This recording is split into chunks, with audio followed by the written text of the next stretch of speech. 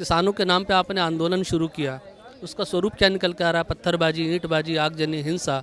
जिन मांगों को आप लेके आए हैं उस हिंसा में आपकी मांगें दब जाएं, तो ऐसे उपद्रवी जो लोग हैं वहाँ पे, जो असामाजिक तत्व आपके आंदोलन में शामिल हो गए हैं, तो किसान भाइयों को सोचने की आवश्यकता है। तो मोदी जी को तो सिर्फ मोदी जी का विरोध करने के लिए लोग ये यहाँ पे आ रहे हैं, इनकी अपनी कोई जायज़ मांगे नहीं है। अरविंद केजरीवाल जी सिर्फ अपनी राजनीति चमका रहे हैं। गरीब किसको किसको बना बोल रहे हैं? वो उनको गरीब बोल रहे हैं जिसके खाते में माननीय मोदी जी किसान सम्मान निधि भेज रहे हैं। केजरीवाल जी ने अपने किसानों को 2 रुपये भेजा क्या हर महीने का, या 3 महीने का जो क्वार्टरली भेजते हैं? वो गरीबी तो फिर केजरीवाल जी पैदा कर रहे हैं ना। क्या नाम है? मेरा नाम संजय है। संजय। कहाँ से हैं संजय? मैं दिल्ली से हूँ। क्या कहेंगे संजय जी, जिस तरीके से लगातार दिल्ली को घेरने की तैयारी कर बैठे हैं कुछ लोग और कह रहे हैं किसानों की मांगों पर क्या कहेंगे? देखिए, तो आदत बन चुकी है, हर बार आके दिल्ली को घेर लेते हैं। इस ऐसे आंदोलन जिनका कोई अपना स्वरूप ना हो, किसानों के नाम पे आपने आंदोलन शुरू किया, उसका स्वरूप क्या निकल के आ रहा है? पत्थरबाजी, ईंटबाजी, आगजनी, हिंसा।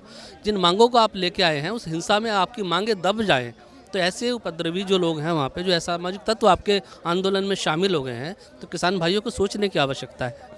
दिल्ली के अंदर बच्चों के बोर्ड की परीक्षा शुरू होनी है, फरवरी मार्च का समय चल रहा है।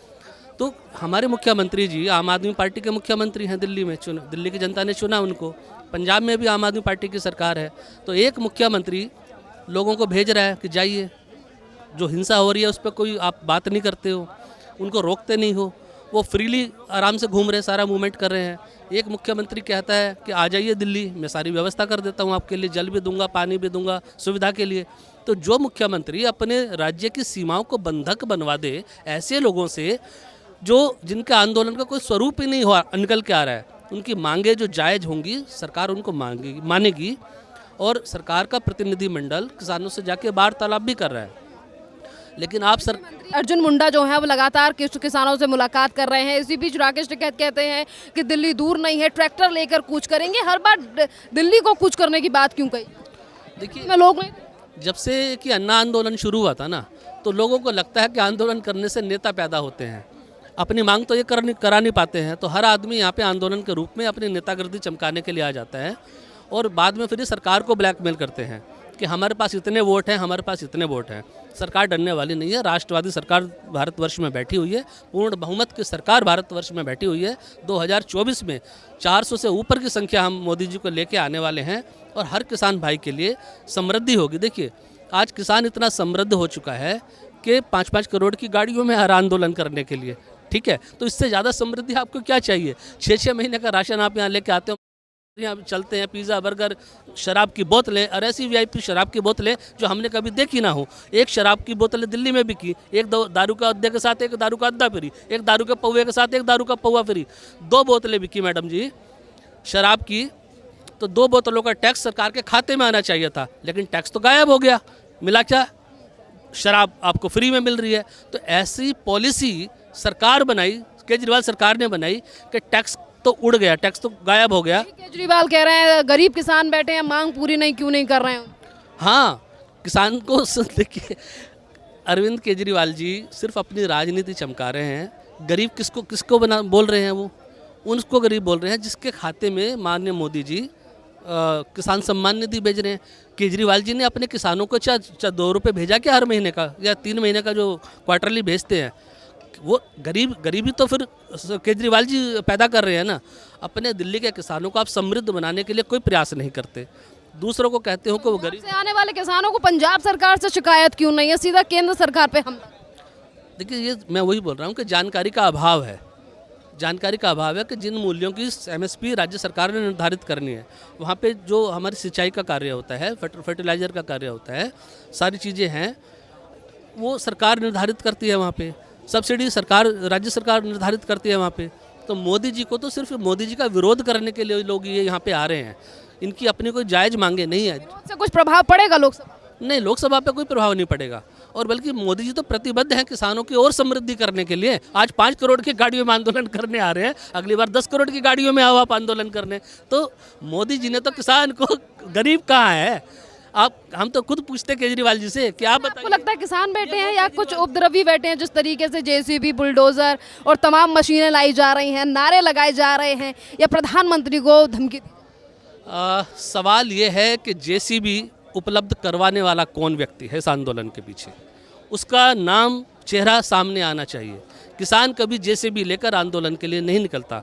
आंदोलन हुए भारतवर्ष के अंदर, पहले भी आंदोलन हुए, ठीक है, और आंदोलन से अलग अलग रहता है। और जो केजरीवाल जी गरीबी की बात कर रहे हैं ना, ये वो केजरीवाल जी है जो नीले कलर की गाड़ी में आए थे, ठीक है, हाँ नीले कलर की वैगनआर में आए थे, आज गाड़ियों के काफिले में चल रहे हैं, और आजकल तो भाई साहब हेलीकॉप्टरों में उड़ रहे हैं, ठीक है।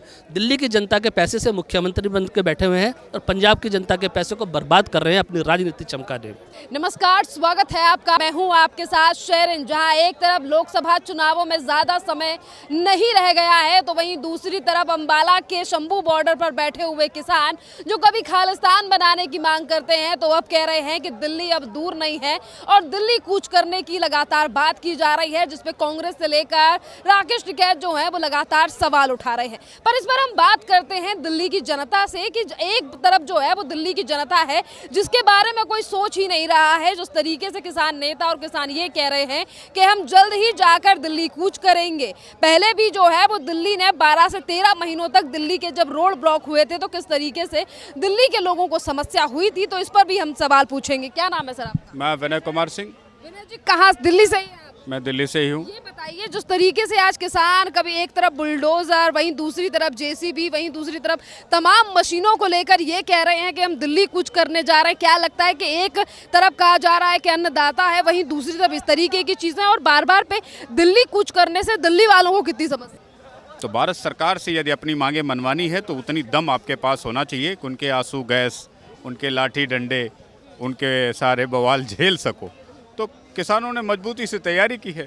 उन्हें पता है कि उनके साथ क्या क्या हो सकता है। पुलिस के द्वारा थाने में एफआईआर नहीं साधारण व्यक्ति की जैसे लिखी जाती हो, वहाँ तो आपको दमदार प्रदर्शन करने की ज़रूरत पड़ती। हाँ, इस बात का ध्यान रखा जाना चाहिए कि किसी पेशेंट को जा रही एम्बुलेंस को दिक्कत ना हो, किसी को चोट ना लगे। क्या लग रहा है जो मांगे रखी जा रही हैं वो कितनी जायज़? मांगे कुछ जायज़ हो सकती हैं, कुछ नाजायज़ हो सकती है, लेकिन जो जायज़ मांगे हैं उस पर जायज़ तरीके से सोचने की ज़रूरत है।